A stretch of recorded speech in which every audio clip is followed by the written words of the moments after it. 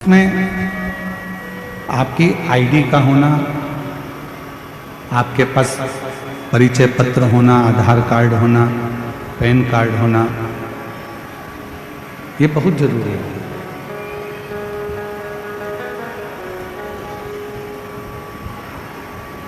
जैसे कहीं लंबा सफर करने के लिए जा रहे हो तो परिचय पत्र का होना जरूरी होता है, उसी तरह जब इस संसार सागर से प्राण त्यागते हो, शरीर छोड़ते हो, तो उस परमात्मा का नाम होना भी बहुत जरूरी होता है, उस ईश्वर का नाम होना जरूरी है। और जब तक इस मृत्यु लोक में रहो, इस संसार सागर में रहो, इस भूमि पर रहो, तब तक उस परमात्मा का नाम स्मरण करते रहो।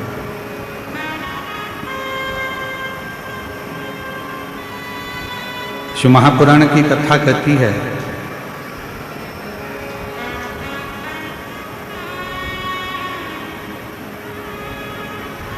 $21,600 श्वास प्रतिदिन इस शरीर से निकलती है।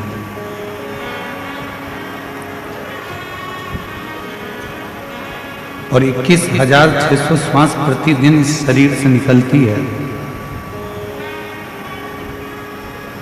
ऐसी कोई श्वास आपके शरीर से नहीं निकलना चाहिए जिस श्वास में उस रब को याद ना करो, उस परमात्मा को याद ना करो, उस ईश्वर को याद करो।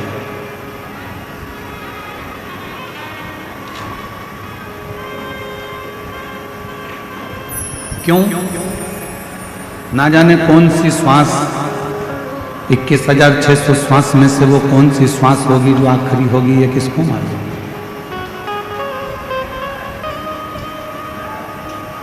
इसका अंदाजा किसी को नहीं। इसलिए श्वास श्वास में ओम रटो और वृथा जन्म मत खोए, ना जाने इस श्वास का फिर आवन होए कि ना हो। इस मानव के देह में, मनुष्य के शरीर में जो 21,600 श्वास रोज प्रतिदिन निकल रही है, 21,600 श्वास रोज चल रही है, 21,600 श्वास जो प्रतिदिन निकल रही है, उन 21,600 श्वास में प्रतिदिन परमात्मा के नाम का स्मरण होना चाहिए। प्रतिदिन।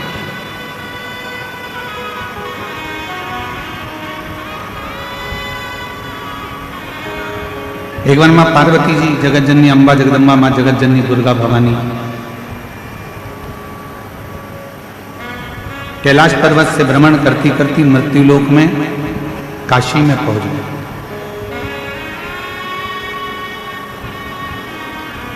थोड़ा ध्यान देना, आज कथा का चतुर्थ दिवस है। हम जानते हैं कि ये लेडियां थोड़ी चल नहीं रही हैं, पर कार्यकर्ता लगे हैं, शीघ्र चालू कर देंगे। आप लोग बैठकर कथा का लाभ लीजिए, ये मौका बार बार नहीं मिलेगा।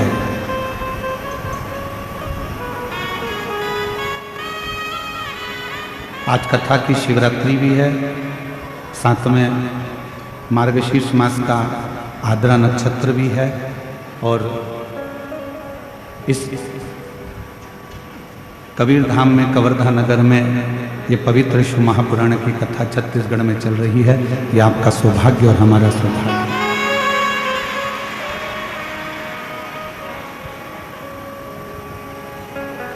माँ जगत जननी जगदम्बा अम्बा, माँ पार्वती जी, माता पार्वती जी भ्रमण करते करते, घूमते घूमते घूमते घूमते काशी प्रदेश पहुंच गए।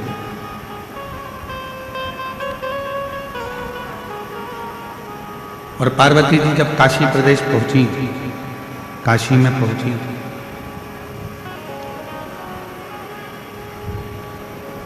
तब माता पार्वती जी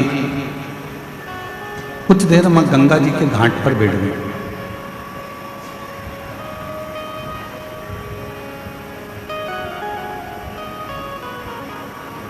और मां गंगा जी के घाट पर काशी में जब पहुंचकर पार्वती जी बैठी, गंगा की लहरों की अटखलियां मां पार्वती जी देख रही हैं।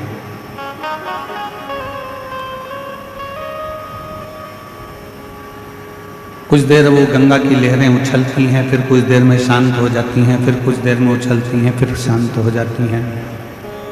मां जगत जननी जगदम्बा उनको देख रही।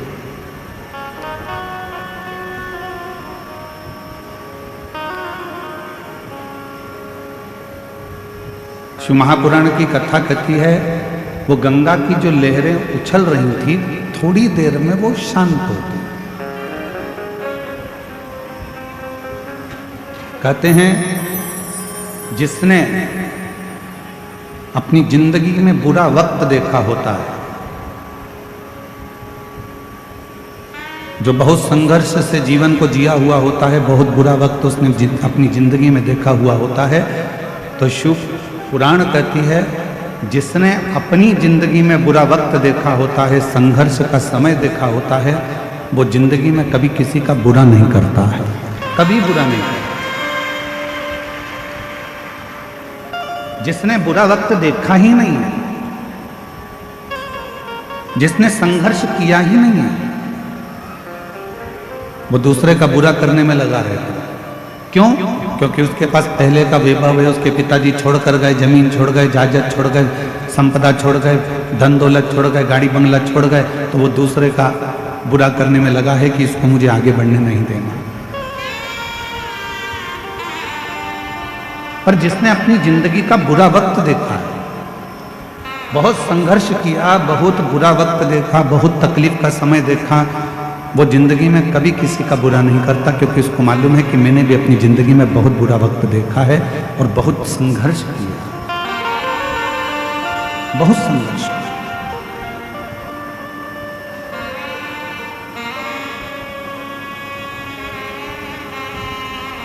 एक प्रसंग याद आता है गुरु नानक देव जी का।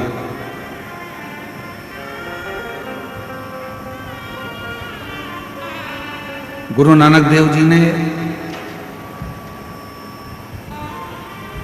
बाले के मन में बहुत सारे प्रश्नों को देखा।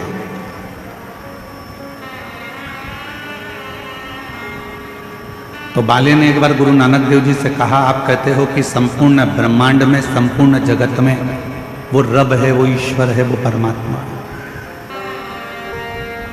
मैं कैसे मान सकता हूं?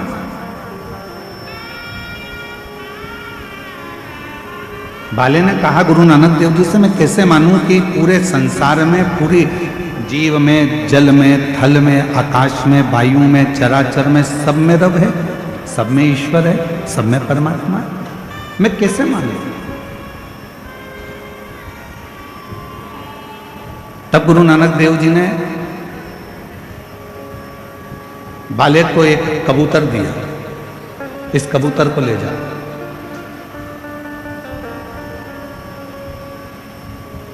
तू कहता है कि सब जगह पर ईश्वर नहीं है, रब नहीं है, परमात्मा नहीं है, तो इस कबूतर के प्राण वहां छोड़ना जहां पर ईश्वर ना हो, परमात्मा ना हो। बाले गुरु नानक देव जी को प्रणाम कर कर, नमन कर कर चल दिया, कबूतर ले गया। जंगल में पहुंचा तो एक पेड़ के नीचे उस कबूतर को वो मारने के लिए आतुर हुआ, पर उसके मन में आया कि इस पेड़ पर कोई पक्षी बैठा होगा, वो देख रहा होगा। खुले आसमान में वो कबूतर को मारने के लिए आतुर हुआ, तो उसके मन में आया कि वो आकाश में कोई पर होगा तो देख रहा होगा। जहां बाले जाता उसके मन में यह भाव प्रकट हो जाता कि ईश्वर यहाँ भी है, ईश्वर वहाँ भी है, ईश्वर वहाँ भी है, रब यहाँ भी है, रब वहाँ भी है, रब संपूर्ण जगत में, संपूर्ण तलातल में, रसातल में, वायुचर में, आकाश में, हर जगह पर वही रब, वही ईश्वर दिख रहा है। बाले उस कबूतर को लेकर गुरु नानक देव जी के पास वापिस आ गए। गुरु नानक देव जी बड़े मुस्कुरा कर पूछे, बाले, तू तो कह रहा था कि रब सब दूर है ही नहीं, फिर इस कबूतर को तूने मारा क्यों नहीं? बाले ने कबूतर को तो उड़ा दिया और गुरु नानक देव जी के चरण पकड़कर कहा कि गुरु की जो वाणी होती है वो साधारण नहीं होती है। गुरु की वाणी ने कह दिया कि रब सब जगह पर है, तो वो ईश्वर हर जगह पर नजर आएगा।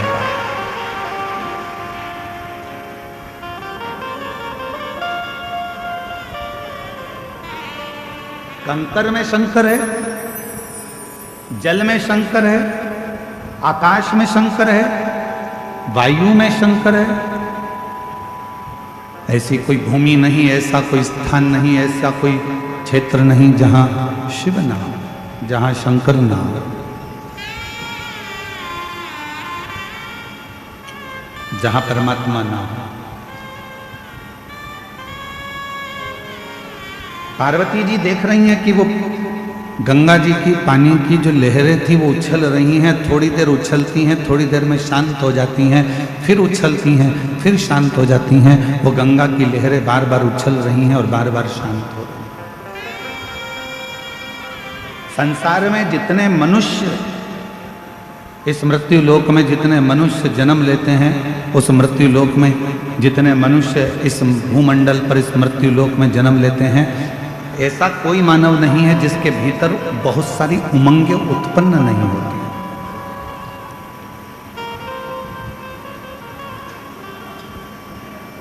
ऐसा कोई नहीं है जिसके भीतर बहुत सारी उमंगें उत्पन्न नहीं हो रही हो, बहुत सारी तरंगें उत्पन्न नहीं हो रही हो, बहुत सारी उमंगें उसके अंतर्गत नहीं आ रही।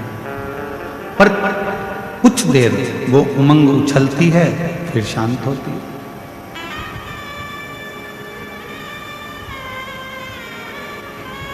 जब माता पार्वती जी बैठी रही, कुछ देर बाद बाबा देव अधिदेव महादेव भगवान शंकर पार्वती जी से मिलने के लिए आए।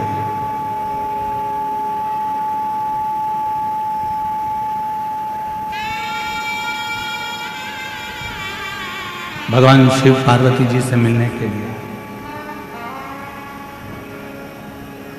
शंकर भगवान भी बैठ गए गंगा जी के घाट पर। पार्वती जी ने शिव जी को नमन किया, पूछा इस संसार में जितने रिश्ते, जितने नाते, जितने कुटुंब, जितने कबीले, जितने मित्र, जितने दोस्त, जितना परिवार, ये सब मिलता है, क्या हमारे पूर्व के कर्म के अनुकूल मिलता है?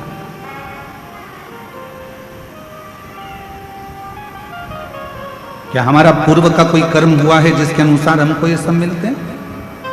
भगवान शिव ने कहा, सुनो पार्वती,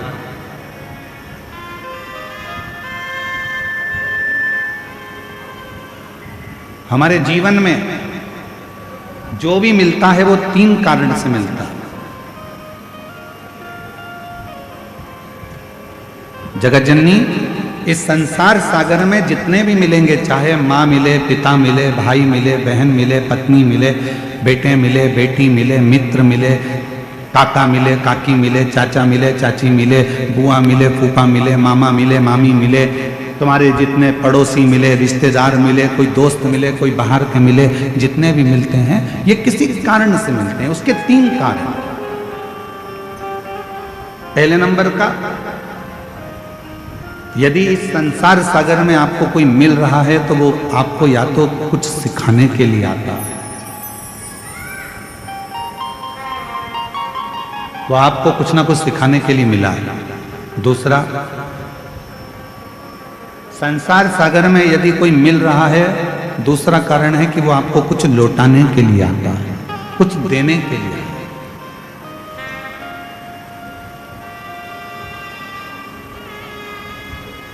और तीसरा नंबर है,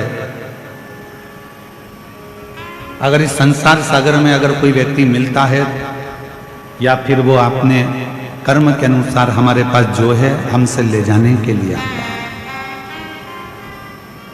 सिखाने के लिए आया, लौटाने के लिए आया या फिर ले जाने के लिए आया।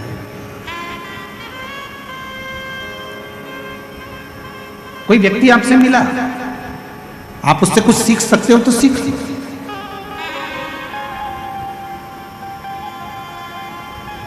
कोई मिला है आपकी जिंदगी में, आप उससे कुछ प्राप्त कर सकते हो तो कर लो। वो आपको देने के लिए आया है। कोई ज्ञान देगा, कोई विद्वत्ता देगा, कोई आपको कुछ समझाएगा, कुछ बताएगा, कुछ दे रहा है, वो लौटाने के लिए आया है तो लौटा कर जाएगा।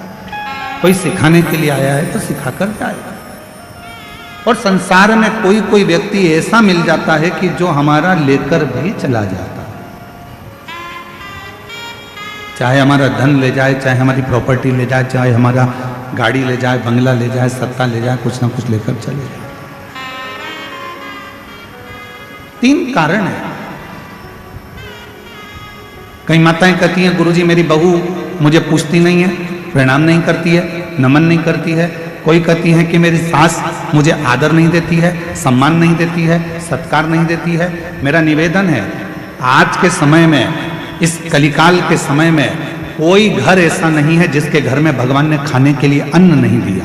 भगवान ने सबको अन्न दिया, भगवान ने सबको बुद्धि दी, भगवान ने सबको हाथ पैर दिए, भगवान ने सबको सोचने के लिए विवेक दिया। परमात्मा ने किसी को भूखा नहीं सुलाया, भगवान ने सबकी व्यवस्था करी।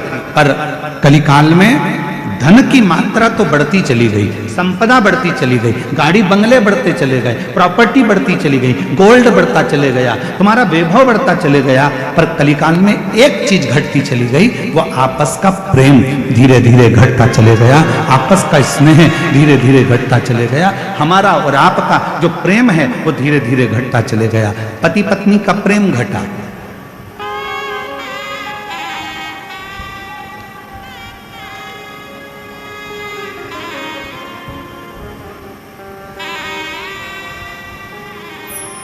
जो जगत में कभी सुनने को नहीं मिला वो इस जगत में सुनने को मिलता है कि पति पत्नी का प्रेम घट गया तो नीले ड्रम सामने आ गए।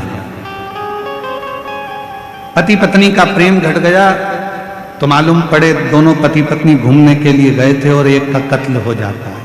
प्रेम घट गया।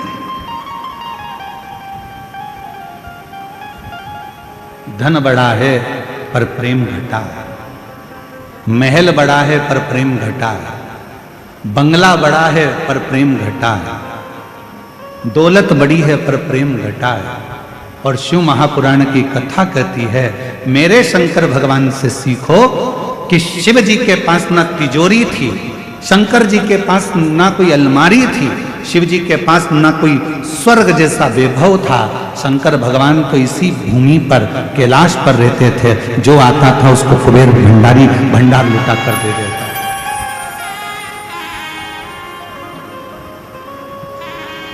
वो तो दे रहा, वो तो प्रदान कर रहा। बहुत शिव जी के पास में कुछ वो कहते हैं, 2 बातें आती हैं। एक नंबर पर आता है दाता और दूसरे नंबर पर आता है दयालु। मेरे कवर्धा की जीजियों, मेरे जीजाओं, मेरी बेटियों बेटाओं, मेरी माताओं, मेरे बुजुर्ग माता पिता, थोड़ा ध्यान से सुनिएगा। एक नंबर पर आता है दाता और दूसरे नंबर पर आता है दयालु। दोनों में सर्वश्रेष्ठ किसको कहेंगे? जम के बोलो जल्दी से। दाता को श्रेष्ठ कहेंगे कि दयालु को श्रेष्ठ कहेंगे? बोलो बोलो जरा जम के बोलो। दाता श्रेष्ठ है कि दयालु श्रेष्ठ है? दयालु श्रेष्ठ है। बिल्कुल सही कहे हैं कबीर धाम वाले, एक बार जोरदार ताली बजाओ अपने खुद के लिए। बिल्कुल दाता और दयालु ये 2 शब्द हैं। सारे देवताओं के आगे एक शब्द लगा रहता है कि ये दाता हैं। दाता का मतलब है देने वाला, दाता का मतलब है प्रदान करने वाला, दाता का मतलब है जो देता रहता हो, दाता का मतलब है जो तुम्हारी झोली भरता रहता हो, दाता का मतलब है जो तुम्हें देता रहता हो, दाता का मतलब है कि जो अपनी खजाने में से निकाल कर तुमको देता रहता हो, वो दाता कहलाता है। दाता किसको कहते हैं? जिसके पास में है, बहुत सारा है, संपदा भरी पड़ी है, बहुत अलमारी भरी पड़ी है और वो निकाल कर यदि किसी को कुछ दे रहा है, वो दाता है। अपने घर में रोटी भर कर डब्बा रखा हुआ है, टिफिन भरा हुआ रखा है, गाय सामने आ गई, आपने 2 रोटी निकाल कर गाय को दे दी, आप दाता हो। कोई मांगने आया, अपनी लाकर में से निकाल कर अपने 1 रुपया 2 रुपया दे दिया, आप दाता हो। किसी को कपड़े की दुकान थी, कपड़ा बहुत था, कोई को जरूरत थी, तन पर वस्त्र नहीं था, आपने वस्त्र दिया, आप दाता हो। किसी को अन्न का दान दिया, आप दाता हो। आपके पास में था, जिसके पास में था उसने कुछ निकाल कर दिया तो वो दाता कहलाता है। और जिसके पास कुछ भी नहीं है, ना घर है, ना जमीन है, ना जायदाद है, ना संपदा है, ना दौलत है, और उसके बाद भी वो अपने दरवाजे से खाली ना भेजे तो उसको दयालु कहते हैं। जो अपने दरवाजे से खाली ना भेजे उसको दयालु कहते हैं।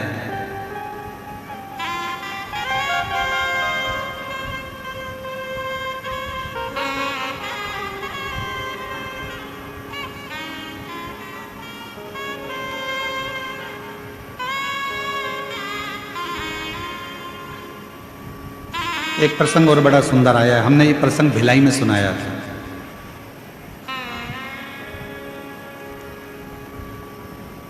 जयंती स्टेडियम में कथा चल रही थी,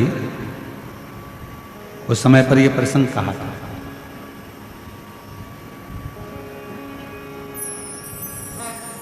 गुरु नानक देव जी और नामदेव जी दोनों पंजाब की यात्रा करते करते महाराष्ट्र की यात्रा पर पहुंचे।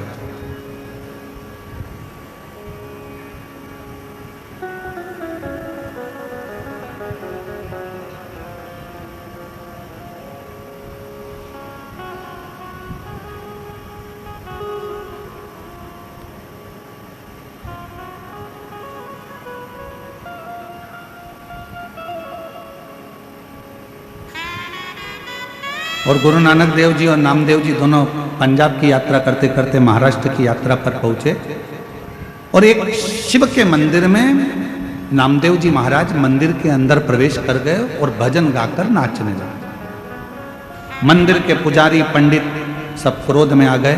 नामदेव जी को उठाया, मंदिर के पीछे छोड़िए। हे महाराज, यहां नाचना वाचना नहीं है, यहां बैठ के भजन वजन नहीं करना, चलो उठो यहां से। शिव जी के मंदिर से जैसे नामदेव जी को उठाया तो उठाकर मंदिर के पीछे छोड़िया है। गुरु नानक देव जी बड़ी प्रसन्नता के साथ में ईश्वर का स्मरण करते करते वहां पहुंचे और नामदेव जी की आंख में आंसू देखे।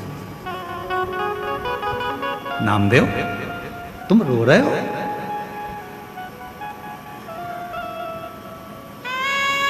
नामदेव, तुम रो रहे हो?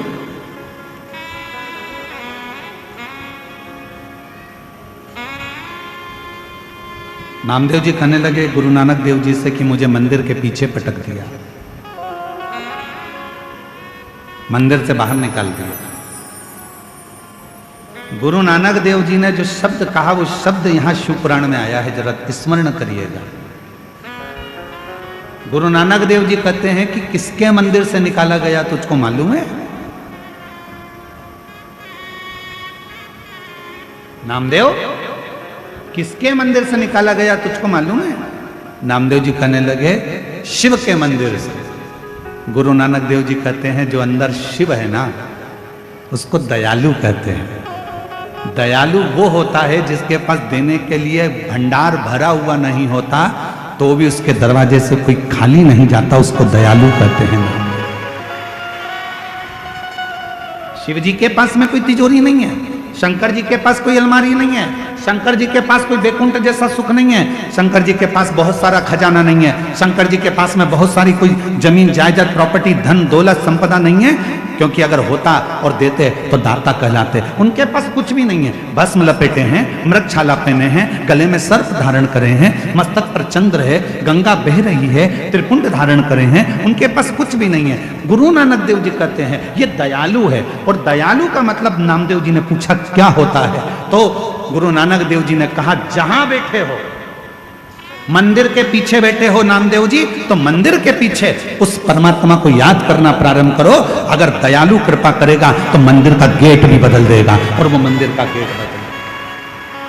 आज भी भारत की भूमि पर, आज भी भारत की भूमि पर एक शंकर जी का मंदिर ऐसा है जो गुरु नानक देव जी महाराज के कहने पर, नामदेव जी की अविरल भक्ति पर, और गुरु नानक देव जी ने कहा वो दयालु अगर है तो वो गेट भी बदल देगा। इसलिए भारत की भूमि पर महाराष्ट्र में आज भी औंढा नागनाथ का मंदिर ऐसा है जो भगवान के लिए उल्टा कर दिया। शिव जी ने उस मंदिर का गेट ही बदल दिया गुरु नानक देव जी और नामदेव जी की अविरल भक्ति के लिए।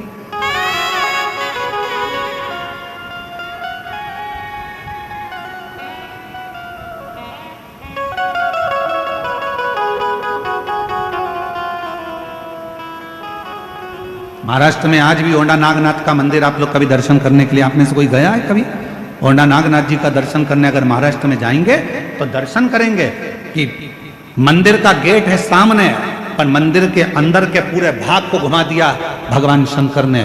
दयालु शब्द का संबोधन निभाया है मेरे शिव।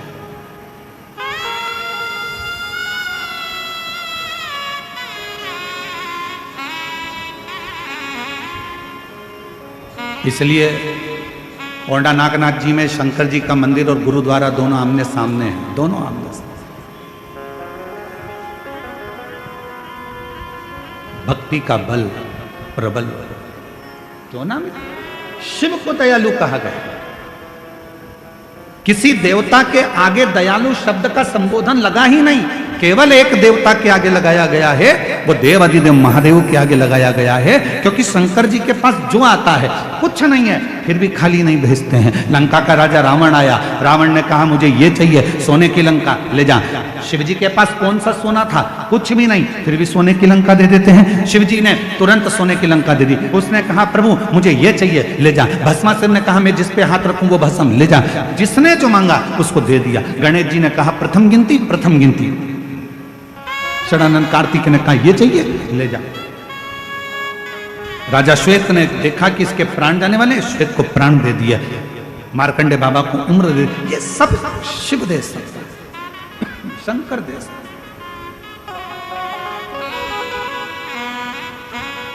और तेरी कृपा बिना ना हिले एक लेते हैं श्वास तेरी कृपा से तनु तनु। पर दुनिया के लोगों ने आजकल देवताओं में भेद कर दिया। कोई ने कहा ये देवता हमारे हैं, वो देवता उनके हैं, वो देवता उनके हैं। शिव महापुराण की कथा कहती है हमारी भारत की भूमि सनातनी भूमि है। यहाँ जितने संत, जितने साधु, जितने परमात्मा, 33 कोटि देवता हैं, हम सब सनातनियों के लिए एक हैं। इनमें कोई भेद नहीं, इनमें कोई भेद नहीं है। आप इनमें भेद कर सकते हो पर भेद नहीं है। हम आपसे एक प्रश्न करें, उत्तर दीजिएगा। गुलाब जामुन खाने के बाद कहां जाती है? पेट के अंदर। बोलो बोलो, जम के तो बोलो। इमरती, उसके लिए कोई अलग डिपार्टमेंट है क्या? अरे बोलो जम के। जलेबी पेट में, चाय पेट में, मिक्सचर पेट में, समोसा, बोलते जाओ जल्दी। अब किसी डॉक्टर से जाके पूछना क्यों साहब हम समोसा खाते हैं वो अलग जाता है क्या कहीं? गुलाब जामुन खाते हैं वो अलग जाती है क्या कहीं? इमरती कहीं अलग जाती है क्या? एक ही जगह पर जा रही है, पेट के अंदर। उसी तरह चाहे तुम राम कहो, चाहे तुम कृष्ण कहो, चाहे तुम शिव कहो, तुम्हारी मर्जी पड़ जाए। तुम चाहे वो जपो, तुम्हारा जो मन करे वो जपो, आखिरी में जाना उस परमात्मा के पास में ही है। अंत में पहुंचना एक ही जगह पर है। और उसके सामने जब जाओगे तो अपना परिचय क्या दो?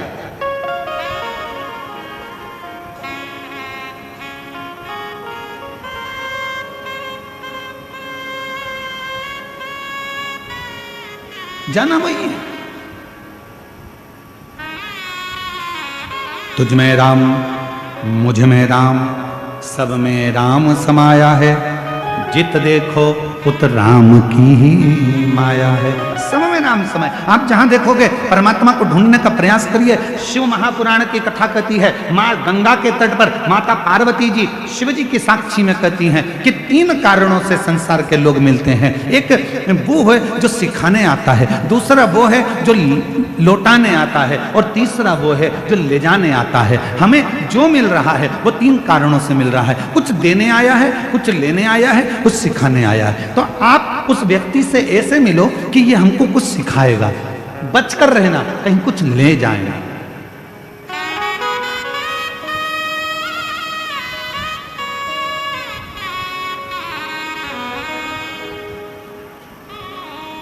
वो हमको कुछ सिखाने के लिए आया है, हमको कुछ बताने के लिए आया है, हमको कुछ समझने के लिए, समझाने के लिए। महाराज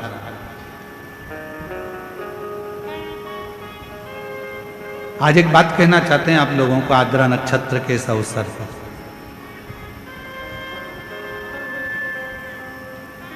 जो शंकर से प्यार करता है, जो शिव से प्यार करता है, जो शिव को चाहता है, फिर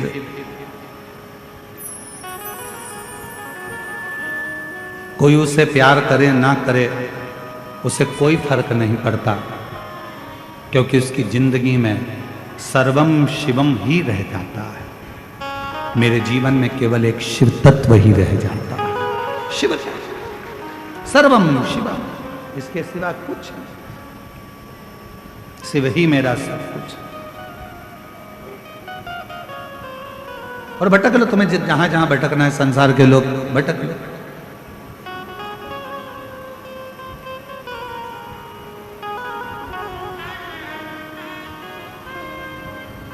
कल एक माता जी ने पत्र भेजा था, उस पत्र में लिखा था कि हमारी पड़ोसन हमारे ऊपर कोई तंत्र मंत्र विद्या करती रहती है। अब हम उस पत्र को निकालेंगे पढ़ेंगे तो अच्छा नहीं लगेगा। हम उन माता जी से कहना चाहते हैं कि दुनिया में अगर तंत्र मंत्र विद्या होती रहती और लोग कहते हैं कि इसने ये कर दिया, इसने टोना कर दिया, इसने जादू कर दिया, इसने ये कर दिया, उसने वो कर दिया, अगर सबसे ज्यादा जादू टोना अगर होता तो लोग सबसे पहले मोदी पर ही करते हैं। और सबसे पहले करते होते तो अंबानी पर करते, या कोई अच्छा धनपति होता उस पर करते। तुम्हारा टूटा फूटा झोपड़ा, छोटी सी दुकान, उस पर कौन तंत्र मंत्र करेगा, कौन विद्या करेगा, कौन क्या करेगा। इसमें भय न उत्पन्न करो, इसमें डरो मत, आडंबर में मत पड़ो, धूम ढकोसले में मत पड़ो कि उसने कुछ कर दिया तो मेरी तबीयत खराब हो गई, उसने कुछ कर दिया तो मेरा जीवन खराब हो गया, उसने कुछ कर दिया तो मेरी दुकान नहीं चल रही, उसने कुछ कर दिया तो मेरा मकान नहीं बन रहा, उसने कुछ कर दिया तो मेरा ऐसा हो गया, उसने कुछ कर दिया तो मेरे बेटे की शादी नहीं हो रही, उसने कुछ कर दिया तो मेरी बेटी का ब्याह नहीं हो रहा, उसने कुछ कर दिया तो मेरा गर्भ नहीं ठहर रहा। ये हमारा भीतर का भ्रम है, ये हमारे भीतर का भ्रम है जिसमें हम पड़े हुए हैं। किसी ने कह दिया तुम्हारा गर्भ से बच्चे नहीं हो रहे, उसका कारण है कि किसी ने तुम्हारा गर्भ बांध दिया, किसी ने ये कर दिया। ये हमारे भीतर का भ्रम है, इस भ्रम को मिटा दो। और इस भ्रम को मिटाओगे कैसे? अगर कोई तुमसे कहे कि तुम्हारा ऊपर किसी ने विद्या कर दी, तुम्हारे ऊपर किसी ने टोना कर दिया, किसी ने तुम्हारे ऊपर विद्या कर दी, उससे कह देना मेरे ऊपर दुनिया की कोई विद्या नहीं हो सकती। क्यों? क्योंकि मैं उसको भजती हूं जो शमशान में रहता है, वो देवाधिदेव महादेव है, शंकर है, जो शमशान में निवास करता है, जो शमशान का वासी है, जो शंकर स्वयं शमशान में निवास करता है। मैं उस पर एक लोटा जल चढ़ाती हूँ, मैं शंकर भगवान को एक लोटा जल रोज चढ़ाती हूँ। और यदि मैं शिव पर एक लोटा जल चढ़ाती हूँ तो वो शमशान में रहने वाले पर कभी भी तंत्र मंत्र कोई प्रयोग नहीं हो सकता। क्यों भय खाना, क्यों डरना? एक पत्र है, अच्छा है, देखिए।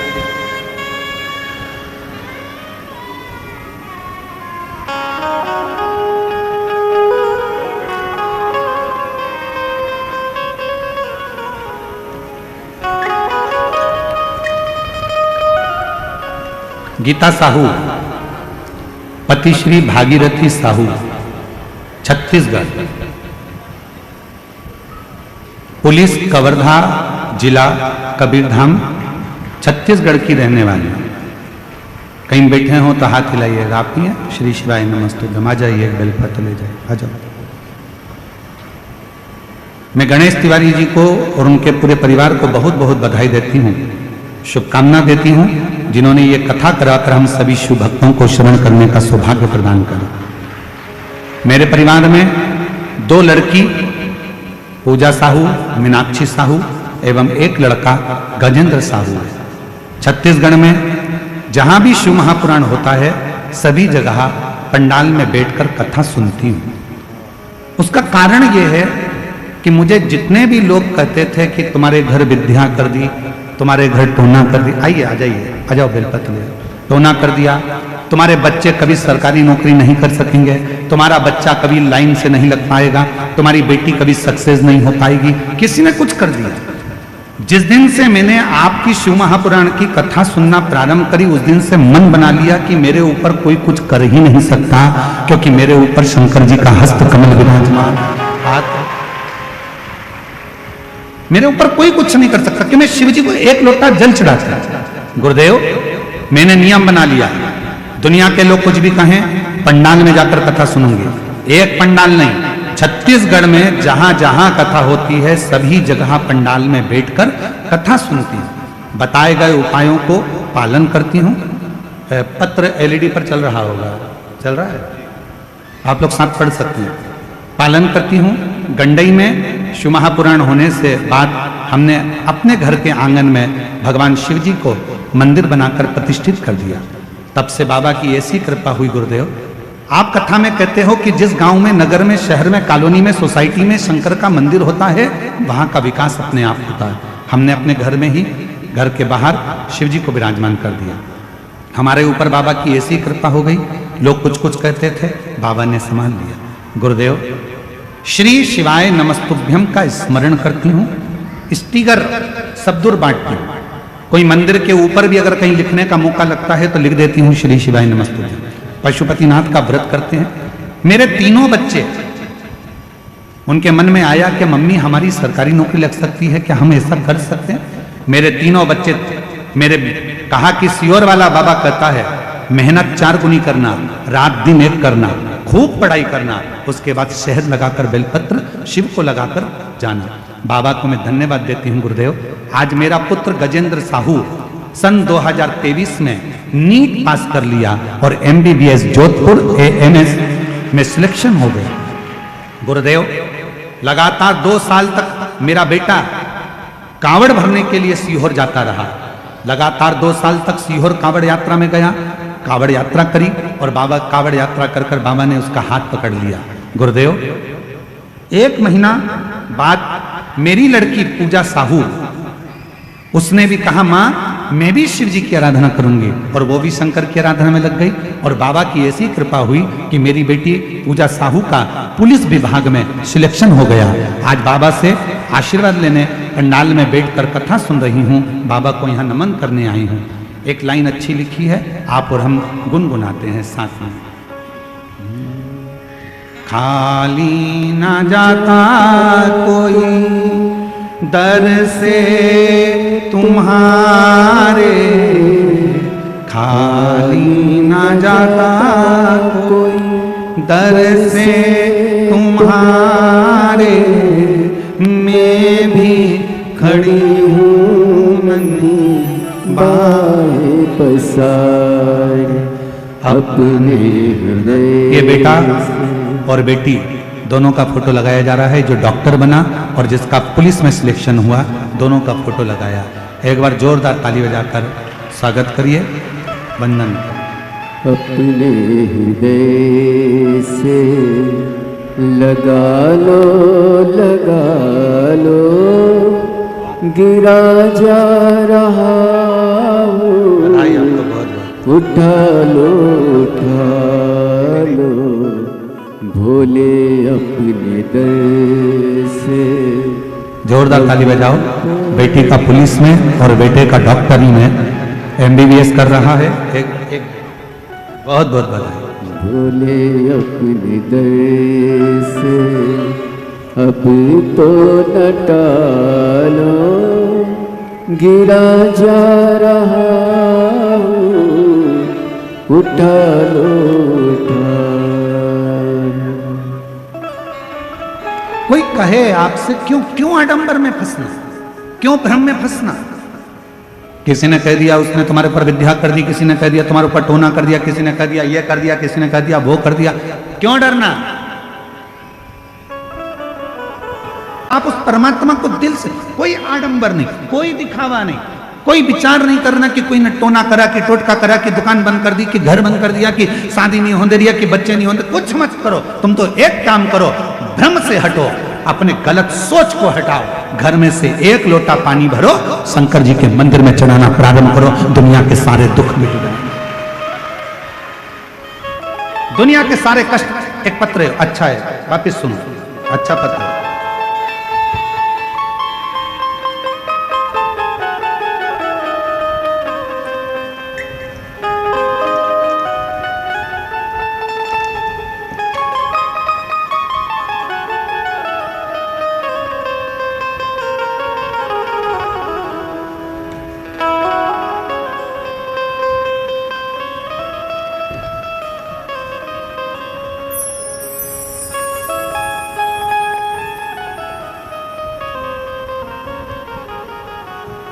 मैं अनीता राजपूत, पति श्री अवतार सिंह राजपूत, ग्राम सारधा, जिला मुंगेली, छत्तीसगढ़ से हैं। कहीं बैठी हो तो हाथ हिला सकती हैं। अनीता राजपूत, पति श्री अवतार सिंह राजपूत, ग्राम सारधा, जिला मुंगेली, छत्तीसगढ़ से हैं। कहीं बैठी हो तो हाथ हिला सकती हैं और आई हो तो एक बेलपत्र लेने के लिए व्यासपीठ पर आ सकती हैं। दिख रही हैं? आए हैं? अच्छा।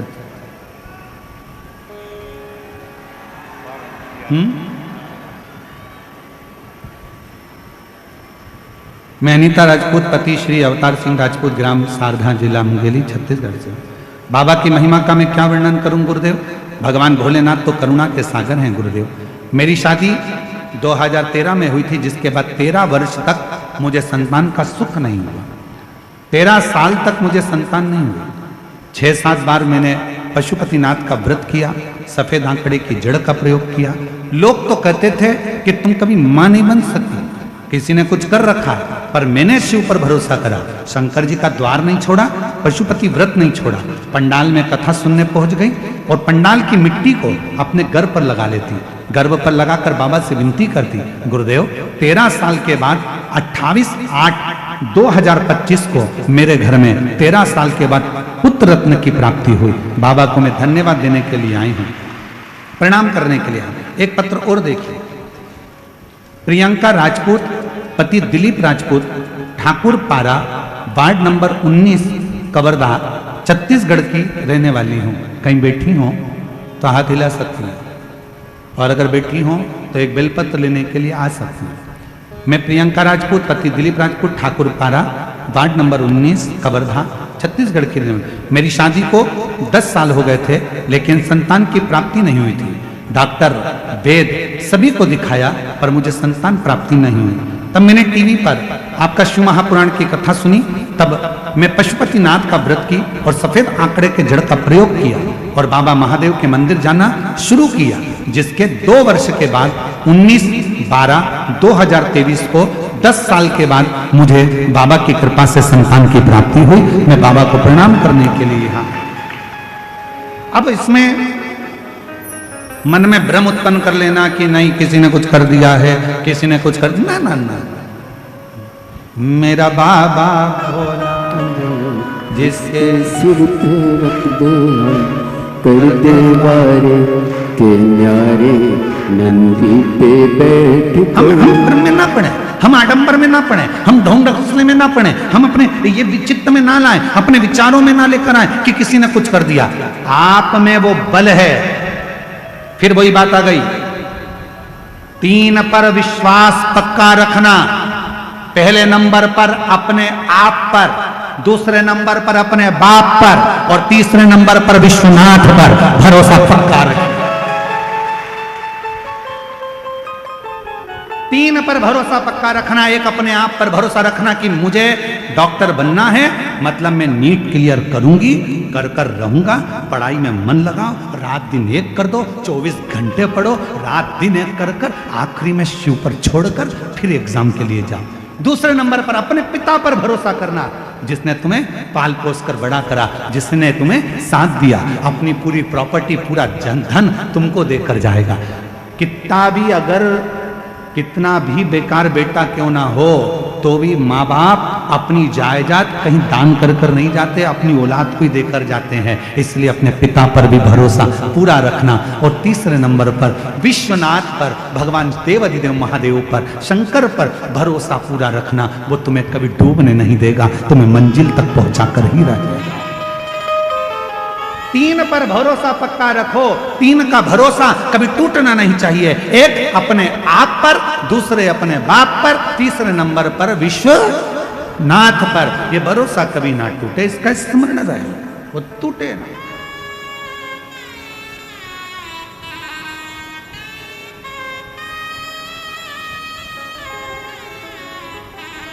आप लाखों की संख्या में आए हो। कल हमको आशीष तिवारी जी कह रहे थे,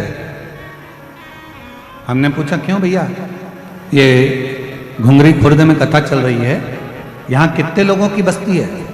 तो कहा गुरुजी 1200 से 1300 लोगों का गांव है, केवल 1200 लोग इस गांव में बस्ती में रहते हैं, 1200 से 1300। अब हमने मन में विचार करा 1200-1300 लोगों की बस्ती, और उसमें आज की स्थिति अगर देखी जाए, आप सब टीवी पर देख रहे होंगे भीड़ को, भक्तों के सैलाब को, तो लगभग 1.5 से 2 लाख भक्त इस छोटे से गांव में आए हुए। और एलईडी पर देखिए चल रहा होगा, इतने भक्त हैं चारों तरफ, भक्त ही भक्त। टीवी पर देखिए आप, लाखों भक्त आया हुआ है। अब ये छोटा सा गांव 1200-1300 लोगों का, और उसमें इतना भक्त, तो ये गागर में सागर अगर कोई भर सकता है तो मेरा देवाधिदेव महादेव ही भर सकता है, देवाधिदेव। और मैं साथ में यहां पर पूरी पुलिस प्रशासन को इसके लिए धन्यवाद दूंगा, पूरी प्रशासन को, कवर्धा क्षेत्र के कलेक्टर महोदय, ASP, IG, commissioner, DSP, SP, यहाँ के तहसीलदार, यहाँ के टीआई, यहाँ के जितने भी पदाधिकारी गण, एसडीएम आदि, सबको धन्यवाद दूंगा कि इतने छोटे से गांव में इतनी लाखों की भीड़ को आपने बहुत अच्छी तरह से संभाल कर इस पवित्र कथा का लाभ दिलाया। साधुता है, बहुत साधु। करो भजन, करो स्मरण, उस पर विश्वास करना, टूटने नहीं दे। शिवजी ने कहा पार्वती जी से, पार्वती जी 3 कारणों से लोगों का मिलना होता है, या तो वो सिखाने आते हैं, या कुछ देने आते हैं, या कुछ लेने आते हैं। एक संबंध बना, दोस्त बना, एक परिवार बना, एक नाते रिश्ते बने, कुटुंब कबीले बने, ये कहीं ना कहीं हमारे पूर्व के कर्म के, हमारा पूर्व का कर्म। इसलिए निवेदन आज आप सबसे फिर करें कि मत बुरे कर्म कर बंदे, वरना पछताएगा। भगवान की आंखों से तू बच नहीं पाएगा, तू बच नहीं पाएगा। अरे ओ अज्ञानी मत कर नादानी, अरे ओ अज्ञानी मत कर नादानी। अपने कर्म का फल भी तू ही पाएगा, जैसा किया तूने तेरे आगे आएगा। मत बुरे कर्म कर बंदे, वरना पछताएगा। भगवान की आंखों से तू बच नहीं पाएगा, तू बच नहीं पाएगा। अरे ओ अज्ञानी मत कर नादानी, अरे ओ अज्ञानी मत कर नादानी। ये शिव कृपा से कहीं ना कहीं हमको जो मानव की देह मिली है। आज मार्गशीर्ष मास का आर्द्रा नक्षत्र है। आज का दिन वो दिन होता है, मार्गशीर्ष मास का आज का दिन वो दिन होता है जिस दिन जो व्यक्ति जहां बैठकर शंकर भगवान को याद कर कर जिस ज्योतिर्लिंग का वो स्मरण करता है और उसके मन में ये आ जाता है कि बाबा मुझे अगला जन्म देना तो इस ज्योतिर्लिंग के पास में देना, तो उस संसार के मनुष्य का अगला जन्म उसी ज्योतिर्लिंग के पास में होता है। महाराज ये आर्द्रा आज का वो दिन है कि 1000 शिवरात्रि का व्रत कर लो, 1000 सोमवार के व्रत कर लो, 1000 सोमवार की अष्टमी का व्रत कर लो, और एक आज का आर्द्रा नक्षत्र का आज सुंदर आनंदमय मार्गशीर्ष मास का जो आर्द्रा नक्षत्र है, आज के दिन यदि कोई शंकर के मंदिर का दर्शन कर ले या शिव महापुराण की कथा सुन ले तो उसके सारे व्रतों का फल उसे प्राप्त हो जाए। आज का वो दिन है।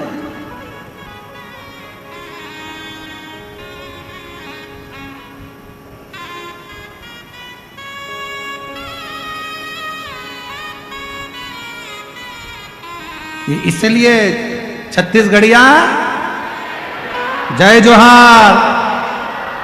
तो ये जीवन का एक सुख है, जीवन का एक आनंद है। हर हर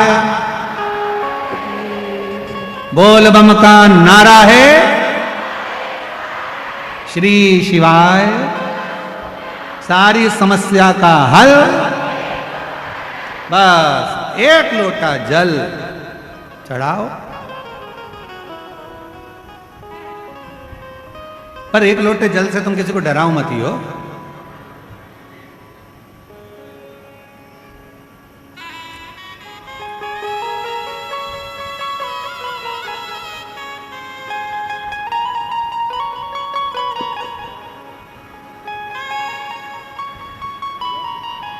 बहुत सावधानी से कथा सुनिएगा। आज का दिन आपके लिए बहुत शुभ है, क्योंकि आर्द्रा नक्षत्र और मार्गशीर्ष मास, कथा का, शिवरात्रि का अवसर।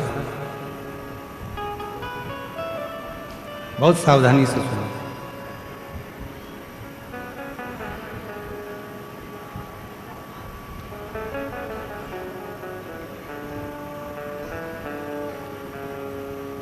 तारकासुर के 3 बेटे, तारकाक्ष, विधुमाली और कमलाक्ष। 3। जब तारकासुर चला गया, प्राण छूट गया,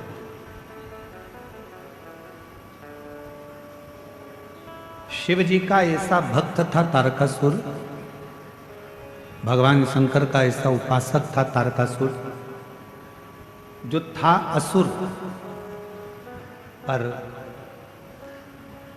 शिव की भक्ति के बिना एक क्षण नहीं रहता था। और हमने पहले भी कथा में कहा, फिर कह रहा है, 33 कोटि देवता में केवल एक देव अधिदेव महादेव ऐसे हैं जिनका कोई दुश्मन नहीं।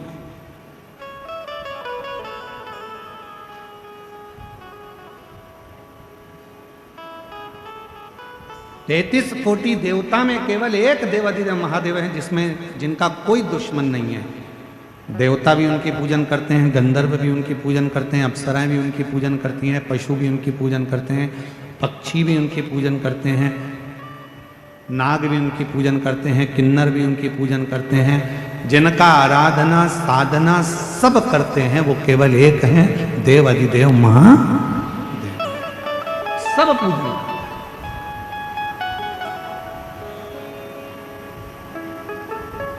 और जिसने भी भजा उसको मिला।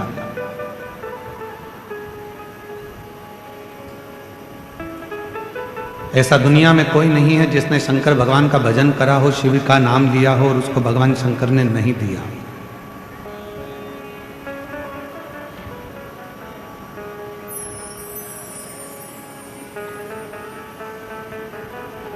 जिसने भजा है उसको मिला है। तारकासुर ने केवल भगवान ब्रह्मा जी से एक ही वर मांगा था कि मुझे अगर वर देना चाहते हो तो ऐसा वर दो कि मरूं तो शिव जी के पुत्र के द्वारा मरूं, शिव जी के बेटे से मरूं।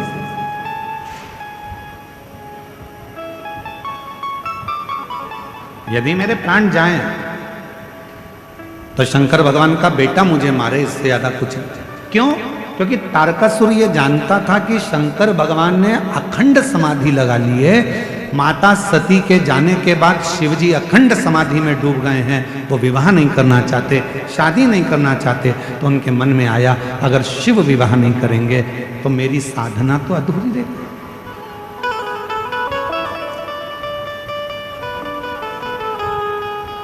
अगर शिव विवाह ना करेंगे तो मेरी साधना तो अधूरी है। तब तारकासुर ने वर मांगा भगवान ब्रह्मदेव से कि अगर मरूं तो शंकर भगवान के बेटे के द्वारा, पुत्र के द्वारा मरूं। अब तारकासुर को मारना है तो भगवान शंकर का विवाह करना जरूरी है। देवताओं ने शिव जी की समाधि को तोड़ने के लिए कामदेव को भेज दिया।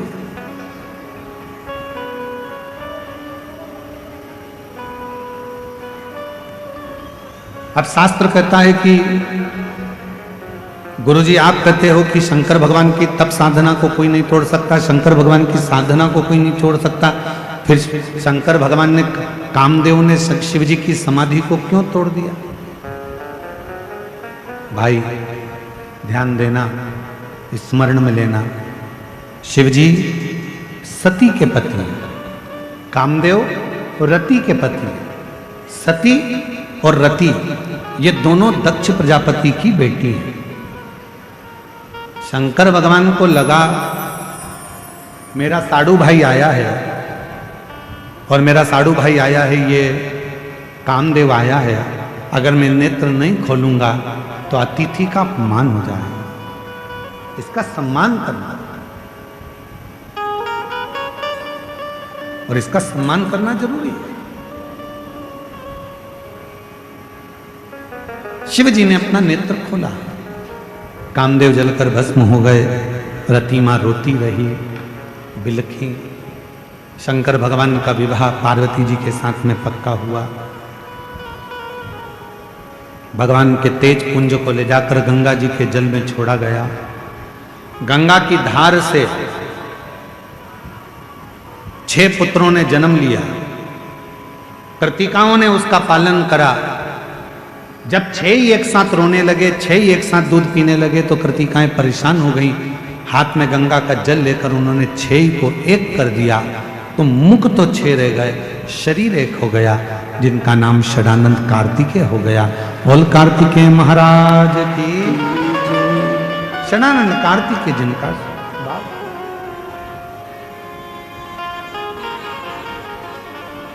अब यही कार्तिकेय बाबा जब तारकासुर को मारने के लिए जाते हैं, चले, पार्वती जी ने रोका कार्तिकेय को कि षडानंद थोड़ा रुक जाइए। षडानंद ने कहा मां किस लिए? कहा कार्तिकेय, जिस तारकासुर को तुम मारने के लिए जा रहे हो, उस तारकासुर के हृदय में तुम्हारे पिताजी भगवान शंकर बसते हैं। हमने कल भी कहा था, आज फिर कहते हैं, जिसके हृदय में शिव बसा हो, जो भगवान शंकर की आराधना करता हो, साधना करता हो, उपास करता हो, शिव के भक्ति में जो डूबा रहता हो, शिव साधना में जो डूबा रहता हो, आप सबसे निवेदन है, प्रार्थना है, प्रयास करना कि शिव भक्त के मन को कभी मत दुखा, शिव भक्त के मन को कभी ना दुखा, कभी।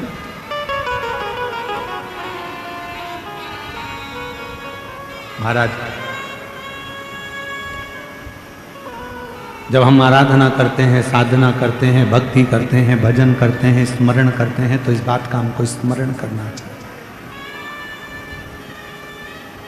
और हम तो संपूर्ण क्षेत्रवासियों से हम क्यों कहते हैं, आप लोगों से क्यों कहते हैं कि आओ तो अपने घर से कुछ बना कर लेकर आया करो, अपनी अड़ोसन पड़ोसन, अड़ोसन कहते हैं सीधे हाथ वाली को, पड़ोसन कहते हैं उल्टे हाथ वाली को, धड़ोसन कहते हैं पीछे वाली को। तो प्रयास करा करो कि अपने घर से कुछ बना कर लाई, या टॉफी लाई, या बिस्कुट लाई, या कोई सामान लाई, या पानी लाई, तो थोड़ा थोड़ा थोड़ा थोड़ा सबको देने का प्रयास करा करो, उनका मुख झूठा कराने का प्रयास करो, प्रयास।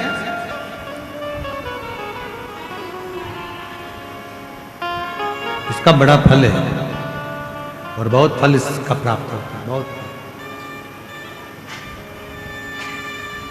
महाराज,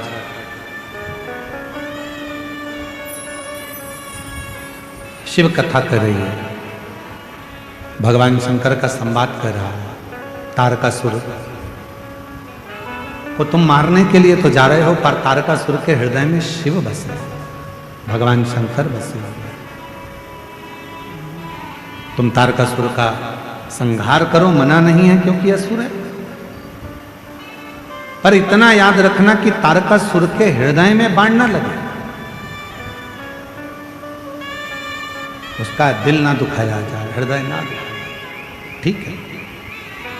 गए षडानंद कार्तिकेय जी महाराज, और षडानंद कार्तिकेय जी महाराज का तारकासुर के साथ में युद्ध प्रारंभ हुआ। शंभु शंभु शंभु, तारकासुर के साथ में युद्ध प्रारंभ हुआ। और जैसे ही तारकासुर के साथ में युद्ध प्रारंभ हुआ, बाण पर बाण छोड़े गए, पर हृदय में मारे, हृदय में। आखिरी में तारकासुर के प्राण चले गए, प्राण। एक बड़ी सुंदर सा बात आती है, हम फिर निवेदन करेंगे कि जिसके शरीर में अगर कोई बहुत बड़ा रोग आ जाता है, कोई बहुत बड़ी बीमारी अगर शरीर में लग जाती है, कोई रोग लग गया, कोई बीमारी लग गई, कोई बहुत बड़ा रोग आ गया, बीमारी आ गई, डॉक्टर को दिखाओ, जांच भी कराओ, हॉस्पिटल भी जाओ और अच्छे से अच्छे डॉक्टर को दिखाओ। पर साथ में एक काम और करो, जब बहुत बड़ी बीमारी लग गई, उसका कोई हल नहीं निकल रहा, कोई रिजल्ट नहीं आ रहा, डॉक्टर की दवाई भी चल रही है, जांचें भी चल रही है, तो साथ में एक बेलपत्र लो, बीच वाली पत्ती पर एक चावल का दाना रखो, बीच वाली पत्ती, एक दुर्वा, दुर्वा जानते हो ना, दूब, हरी दूब, एक दुर्वा और एक पीला कनेर का फूल, ये साथ में रखकर नंदी के पास बैठकर त्र्यंबक मंत्र का जाप करो। और अगर मालूम पड़े कि त्र्यंबक मंत्र नहीं आता है तो पंचाक्षर मंत्र का जाप करो, नमः शिवाय। षडाक्षर मंत्र का जाप करो, ओम नमः शिवाय। और वो भी नहीं ले सकते तो नंदी के पास बैठकर श्री शिवाय नमस्तुभ्यम बोलकर अपने मन का भाव कहकर, बाबा बहुत रोग से ग्रसित हूं, मेरे महाकाल राजा, मेरे बाबा केदारनाथ, मेरे बाबा अमरनाथ, हे मेरे बाबा कृष्णेश्वर नाथ, कृपा करो, रोग से मुक्त करो। बाबा से प्रार्थना कर कर जो चावल, बेलपत्र, दुर्वा, कनेर का पुष्प है वो शिव जी के ऊपर समर्पित कर दो। और एक लोटा जल, जिस ओर जल बहता है उत्तर की ओर, उससे विपरीत में खड़े हो दक्षिण की ओर, दक्षिण की ओर खड़े होकर उत्तर की ओर मुख कर कर जल चढ़ाना प्रारंभ करो, धीरे धीरे उसी बेलपत्र के ऊपर। जल पूरा चढ़ जाए, उसमें से दुर्वा, बेलपत्र औषधि के रूप में बाबा से मांग कर लाओ। बेलपत्र दूसरे दिन सुबह खाली पेट उसको खा लो, और दुर्वा प्रदोष काल में शाम के समय जब प्रदोष काल आए उस समय पर उस दुर्वा को चबा चबा कर खा लो।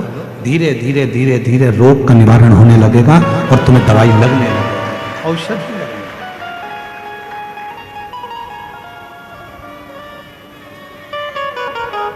एक पत्र है, अच्छा है, देख, शंभु शंभु शंभु।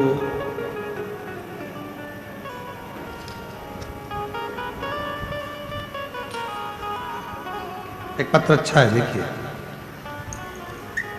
मेरा नाम अंशु निर्मलकर है, मेरे पति का नाम अनिल निर्मलकर है, कवर्धा देवांगन पारा वार्ड नंबर 15 से।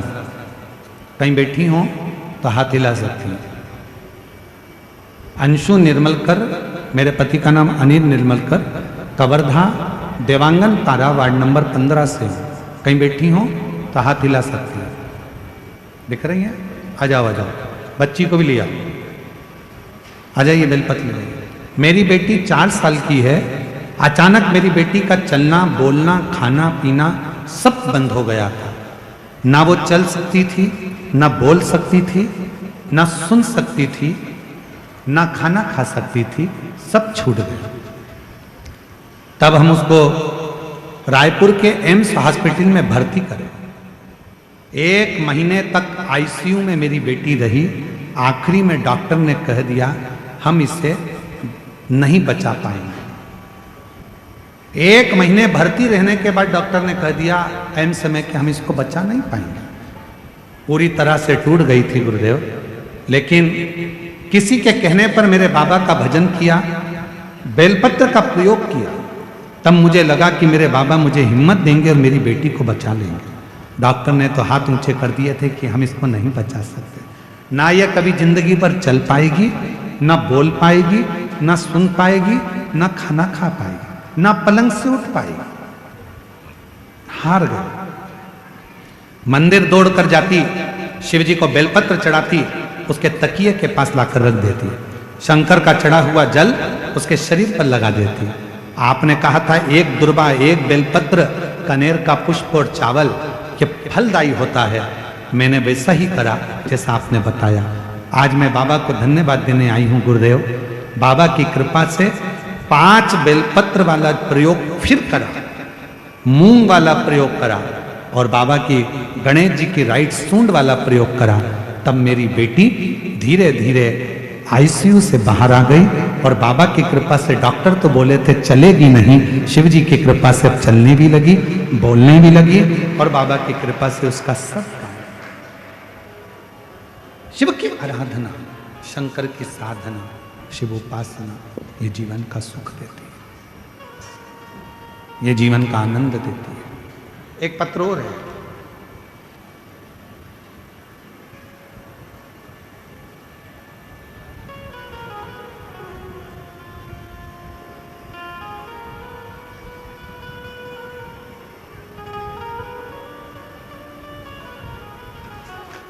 मेरा नाम विष्णु साहू है।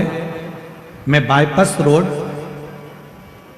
Raipur road ward number 24 Kawardha का निवासी हूँ। मेरा मोबाइल नंबर ये है। मैं गाड़ी चलाता हूँ। एक बार किसी के यात्रियों को लेकर मैं पेट की तकलीफ से बहुत ज़्यादा ग्रसित था। मेरे पेट में ना जाने क्या तकलीफ थी, बहुत दर्द होता था।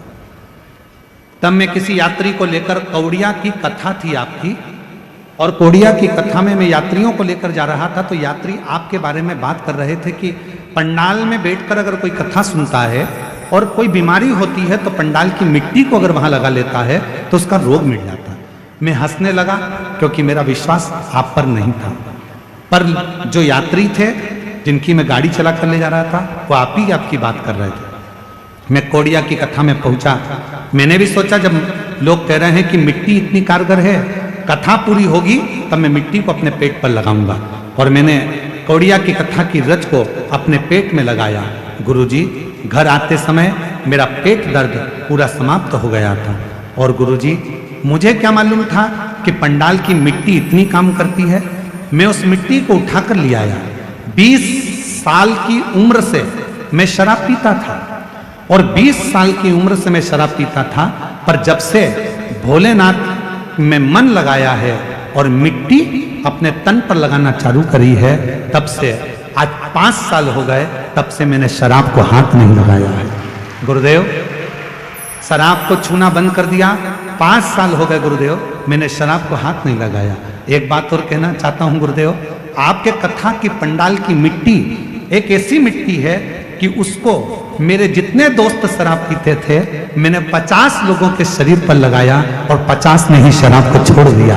आज मैं बाबा को यहाँ प्रणाम करने के लिए, बाबा को नमन करने के लिए। बाबा, विश्वास नहीं था पर आज पूर्ण भरोसे से मैं लोगों को छाती ठोककर कहता हूँ कि अगर तुम्हारा दुख है तो एक बार श्री शिवाय नमस्तुभ्यम बोलो और शिव महापुराण की कथा सुनो। ये जीवन का एक सुख है, जीवन का एक सुख। और जो जैसी भावना, कहीं बैठे हो तो आ सकते हैं। मेरा नाम विष्णु साहू है।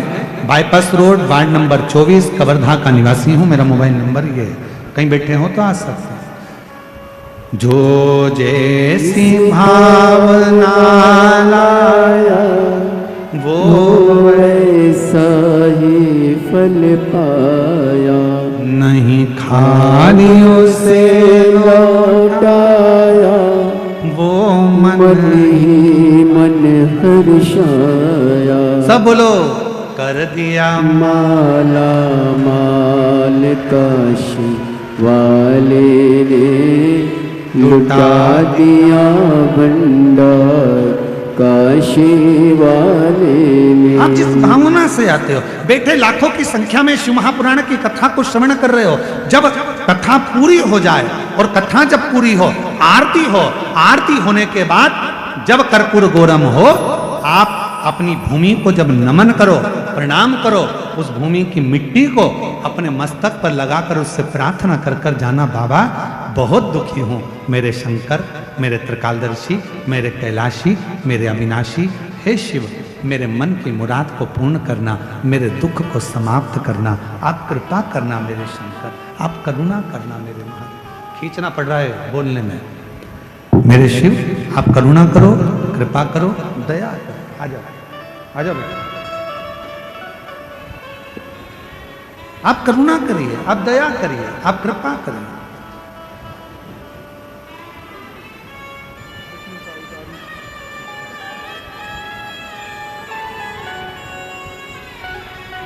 एक बार जोरदार ताली बजाओ। 50 लोगों की दारू छुड़वाई है और 20 साल की उम्र से मदिरा पीते थे और आज बाबा की कृपा से 5 साल हो गए हाथ न लगाई है। ये शिव कृपा है। पेट में दर्द रहता था, कौड़िया की कथा में भक्तों को लेकर गए थे, यात्रियों के मुख से सुन लिया था कि शिव महापुराण की कथा के पंडाल में जो मांगा जाता है वो मिलता है। और इतना विश्वास कर कर आए कि आज बाबा की कृपा से करुणा सागर ने करुणा कर। ये क्या है? पत्थर है। एक पत्थर पर बेटी ने सुंदर आकृति उकेरी है। एक बार जोरदार ताली बजा हमारी ओर से आपको भी।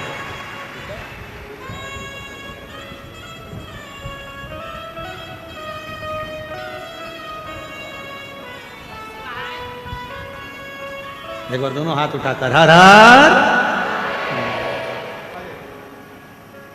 और खाली ना जाता कोई दर से तुम्हारे, खाली न जाता कोई। आप दिल से उसको पुकारो, दिल से प्रार्थना करो।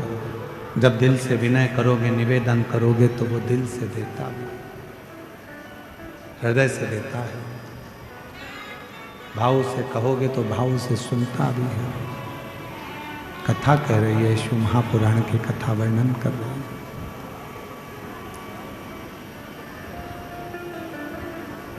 तारकासुर के 3 बेटे तारकाक्ष, विदुमाली, कमलाक्ष की 3 पुत्र हैं।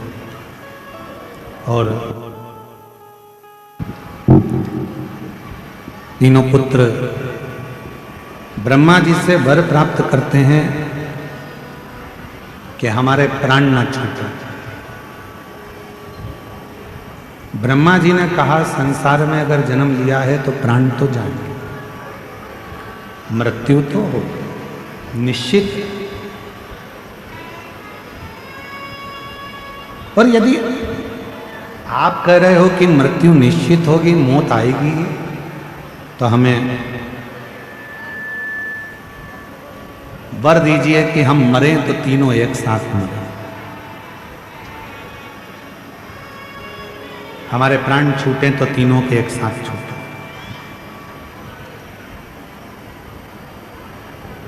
तीन पुरी का निर्माण कर दिया, 3 नगर बसा दिए और 3 पुरी का निर्माण कर 3 नगर बसाकर 3 नगर में उनका निवास हुआ। आ जाइए। तारकाक्ष, विदुमाली, कमलाक्ष को तीनों ने विचार कर लिया कि अपन तीनों कभी मिलेंगे नहीं, मिलेंगे और मर गए तो, इसलिए तीनों अलग अलग पुरी में रहो, मिलना।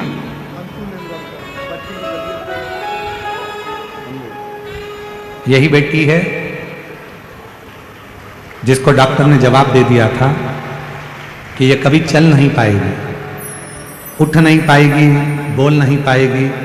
और 1 महीने तक हॉस्पिटल में रायपुर में रही।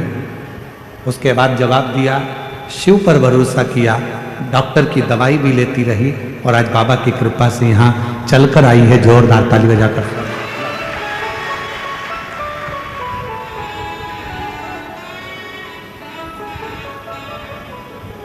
ये लेके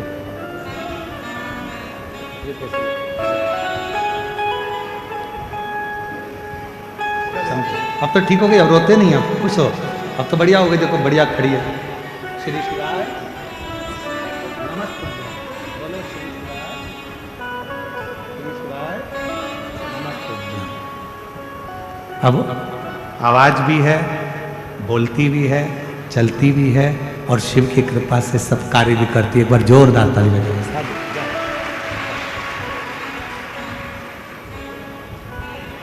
शिव कृपालु शिव दयालु शंकर करुणा सागर है दया सागर। तीनों ने विचार कर लिया कि अपन एकाग्रित नहीं होंगे, अलग अलग पुरियों में रहने लगे। बहुत उपद्रव किया, इतना उपद्रव करा, तब देवताओं ने विचार करा कि इनको मारना जरूरी है। पर ये मरेंगे कैसे? भगवान शिव जी से जाकर प्रार्थना करी। भगवान शंकर ने कहा कि मैं एक बड़े पशु का रूप धारण करता हूं, नंदी का रूप धारण करता हूं, एक बड़ा पशु बन जाता हूं, और तुम भी पशु बन जाओ। मैं तुम्हारा पति बनकर बड़े नंदी का रूप रखकर, बड़ा पशु का रूप रखकर तुम्हारे पीछे दौड़ूंगा, तुम आगे आगे दौड़ना। तारकाक्ष, विदुमाली और कमलाक्ष के इन तीनों को एक जगह पर एकत्रित करना। इन तीनों को जब एक जगह पर एकत्रित करोगे, मैं इन तीनों का संहार कर दूंगा। कितना दयालु है मेरा शिव, जैसे समझने वाला विषय।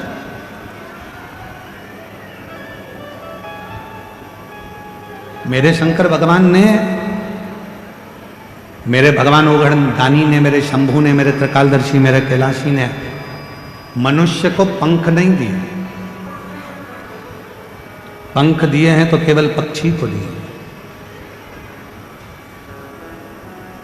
और मान लो आज के समय में अगर पंख मनुष्य को लग जाते तो वो मनुष्य टिकता एक जगह पर।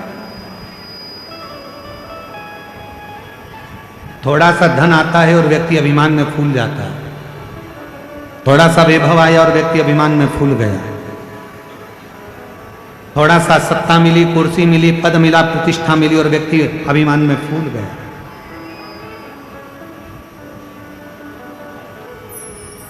इसीलिए भगवान जो भी देता है वो सोच समझ कर देता है, बड़ा समझ कर देता है। मनुष्य को पंख नहीं दिए क्योंकि भगवान को भी मालूम था अगर इसको पंख लग गए तो यह आग लगा देगा, उड़ता फिरेगा, यहां वहां दुनिया का नुकसान करता फिरेगा, दुनिया में कुछ ना कुछ हाहाकार करता फिरेगा। इसलिए भगवान ने मनुष्य को पंख नहीं दिए।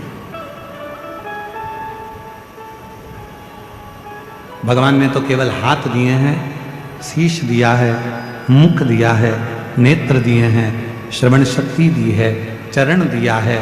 शिव ने कृपा कर कर ये वर्णन कर दिया कि ये जो शरीर दिया है ये केवल भगवत भजन के लिए दिया है। भगवत भजन। कल हमसे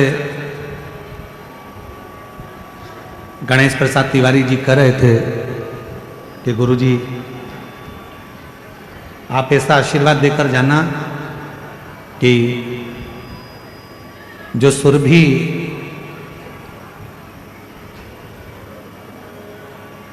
माहेश्वर महादेव का जो मंदिर हम बना रहे हैं, तो जब वो सुरभि माहेश्वर महादेव का जब मंदिर बन जाए तो ऐसी कृपा करना कि उसका जब उद्घाटन हो, उसमें जब प्राण प्रतिष्ठा हो, तब ये शिव महापुराण की कथा एक बार कवर्धा शहर में भी हो जाए। ऐसी कथा।